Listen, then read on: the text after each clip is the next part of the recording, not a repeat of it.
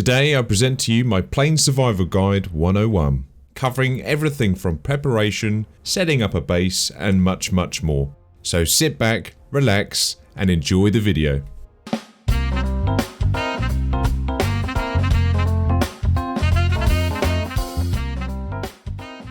I've received many comments on this, and today I hope to help some of you with the beautiful yet dangerous Plains biome. Before we dive in, please don't forget to subscribe if you enjoy the content, and I also stream on Twitch.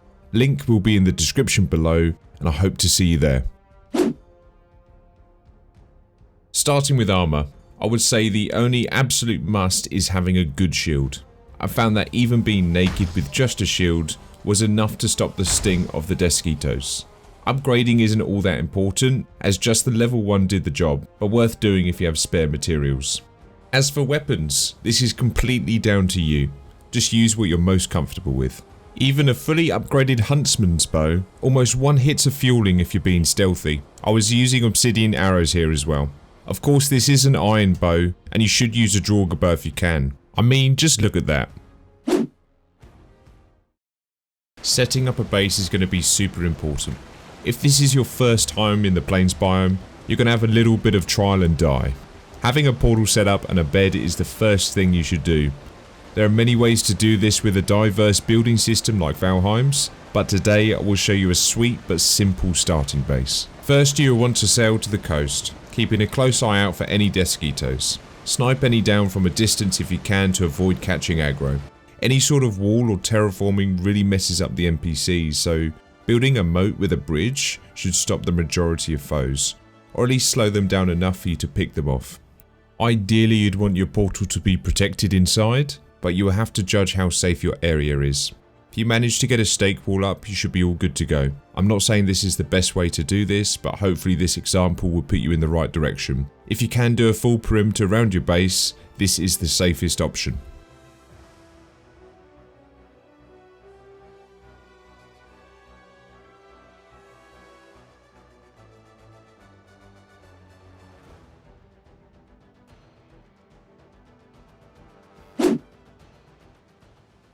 Seeing as you'll be acquiring the best armor and weapons in the game, and as you won't be able to teleport with black metal, the easiest way to do this is to bring a forge with you with all the upgrades you'll need. If you have a base near the Plains biome, then you may not need to do this. Ideally, you want to bring everything for a fully upgraded forge. Raw metal wise anyway, the rest of the items can be brought through the portal. You will need 16 copper, 2 bronze and 20 iron. As for the workbench, to craft needle arrows from mosquitoes, you will need a level 4 workbench, but this is definitely not required as you can portal back to craft if needed. Other items will include a portal, and don't forget to set one up at home to link to, some wood and core just to make the building and initial setup fast and painless. So something on these lines. Let's talk about the creatures of the biome. Mosquito. Well known and memed for being a dangerous foe if it catches you off guard. We have a couple of different options here. The first being if the mosquito hasn't seen you, sniping with a bow is the most effective way. If it has seen you, you have a couple more options. You can block and hit straight after. Remember, you will need a silver shield and stamina for this to work. The other way I would recommend is to wait until it flies directly towards you. This is more risky, as if you miss, you will take a hit. So don't miss Viking. These guys will drop needles which can be used to craft needle arrows, the highest pierce damage arrows you can make currently. Loxes. Big, fluffy, and kinda cute. But you do not want to wrestle with these guys. They have heavy damage and a lot of HP, but are worth killing for their meat, making some of the best foods in the game. And trust me, you'll want to be eating whenever you can in the plains. These can be tamed but can't be bred yet, so it is a lot of effort for a friendly Lox. Blocking with a silver shield, you will still take damage here, so slow and steady will win the race. They are easily avoided by walking away from them, but all of this noise may attract others. I think that's what makes the plains so bad. The individual foes are not impossible, but when combined, it causes a real challenge. This is why gearing up to padded armor is essential. Their laughs will haunt your dreams and ruin your day. These guys come in a couple of different variants. Fuelings can equip clubs, swords, torches and spears.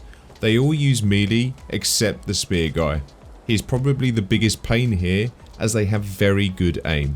Just to make things worse, these guys travel in packs of usually 2 or 3. If any of these guys hit you without a block, it will do around 30 damage with level 1 wolf armor on. They also hit very frequently. Stealth attacks before they spot you is once again the best case scenario here, but if it's too late for that, then just be slow and cautious, even more so if there's a spear guy as well. These guys get a lot easier with black metal weapons, just don't get too greedy. They will drop black metal scraps and coins. There are 2 more enemies to cover here, and are both found at the fueling camps. Of course I'm talking about the Berserker and the Shaman. Let's start with the Berserker. He's the big daddy version of the fueling. With large but slow hits, he's certainly a force to be reckoned with. If he roars, he's about to do 3 hits in quick succession, so step back.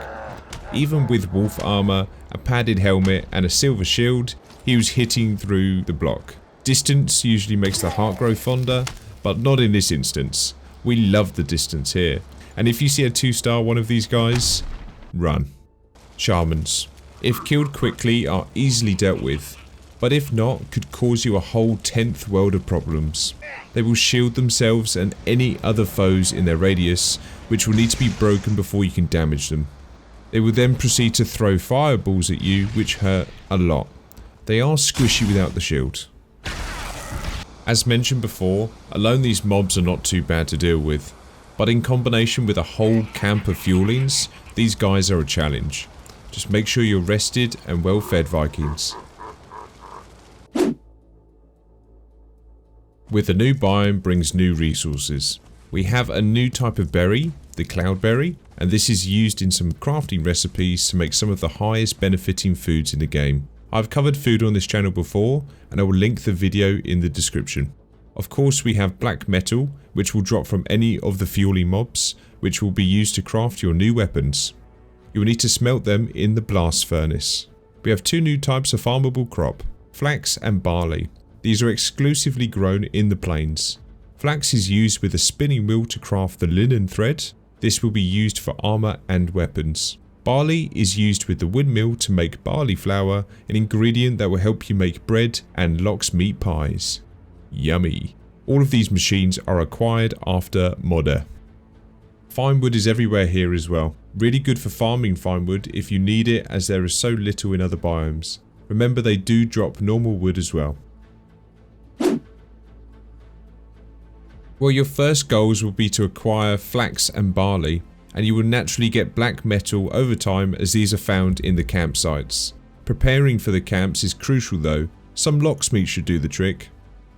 Once you're geared properly, you'll want to get ready to kill the boss, Yagluth. I've also covered this in a separate video, which will be linked in the description below. And that's it. A lot to cover, but I've tried to condense this as much as possible.